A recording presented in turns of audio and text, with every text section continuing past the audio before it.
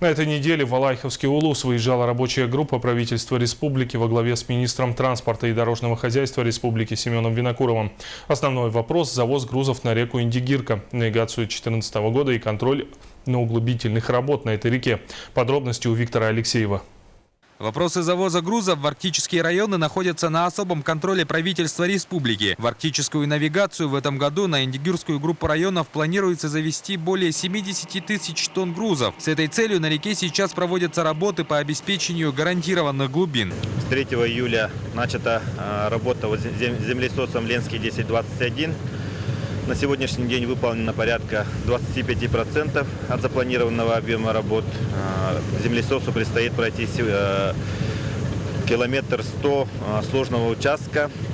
Также вот с открытием арктической навигации сюда прибудет землесос Индигирка, который на сегодняшний день работает на баре реки Яна. И в целом работа двух этих землесосов должна обеспечить гарантированные глубины, которые утверждены программой Росморечфлота.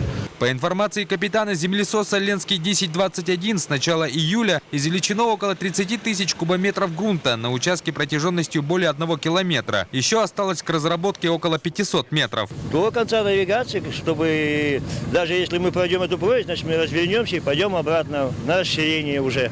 Мы сейчас работаем на 30 метров в ширину, что позволяет этому земстояду работать.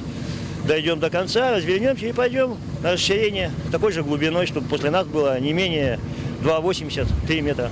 Для прохождения судов, да, чтобы не сорвать северный завоз. Также на месте работ проводят исследования сотрудники Института криосферы Земли Сибирского отделения Российской академии наук. По их словам, работы по изучению грунта барового участка реки Индигирка продолжаются. По предварительным данным, на прорези судохода вечной мерзлоты не обнаружено. Предусмотрено отработать 7 километров трассы шагом 100 метров по 2 кромкам прорези.